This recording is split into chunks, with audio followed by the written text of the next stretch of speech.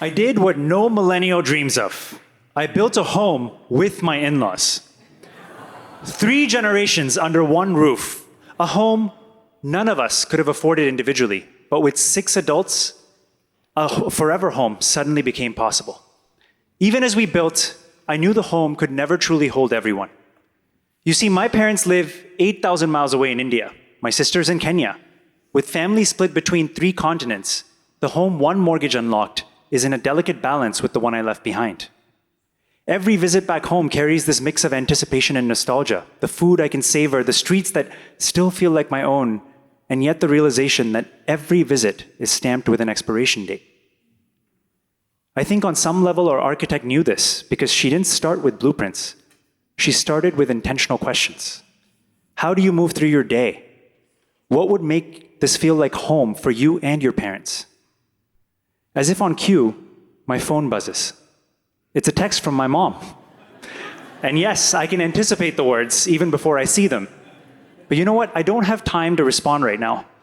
We have some decisions to make as a house first.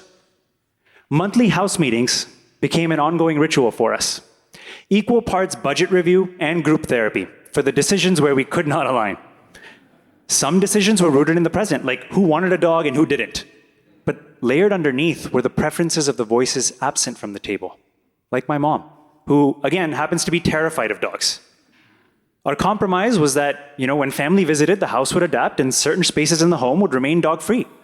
It was our way of saying, this is your home too, even if you can't always be here. And so we built, consolidating our finances, dreaming into spaces for current and future generations alike.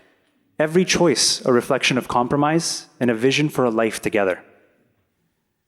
A typical day in our house is a carefully calibrated series of rhythms, predictable in their own way, but with unexpected joy everywhere.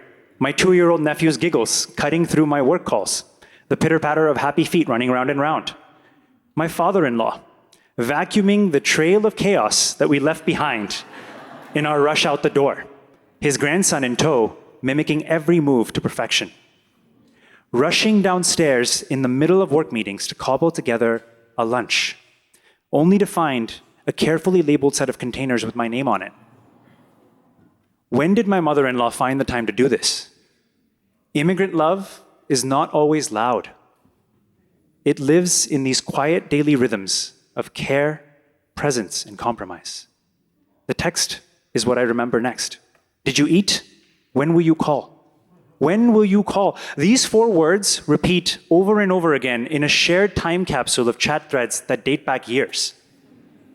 Ordinary words, but they land heavy here. My daily calls back home rarely last longer than 10 minutes. Enough time to exchange the essentials, but never the harder questions. How do I reconcile building my life on a different continent? When does distance become abandonment?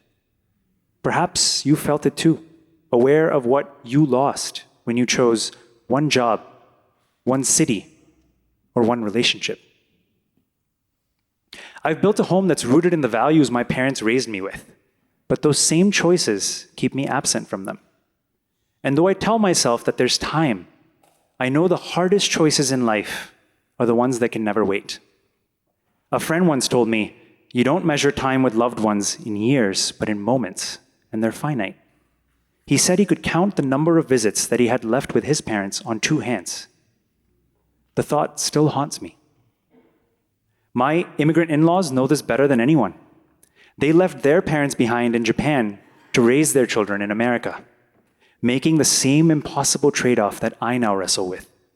And yet their steady love hums through the house that we built together. When will you call? I look at my phone, knowing I will call soon, knowing the conversation will be briefer than I would like. The immigrant journey allows us to build something special, but it also demands sacrifice. In choosing one home, we lose parts of another. That tension isn't temporary. It's the permanent price of belonging. A shared mortgage certainly opens doors, but it also anchors me 8,000 miles from my parents. So the same foundation that brings a home together also marks a distance that I cannot bridge.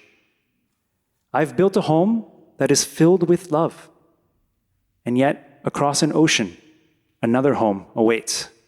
The hardest part isn't choosing one or the other. It's sitting in the discomfort of how I could ever fully choose both. Thank you.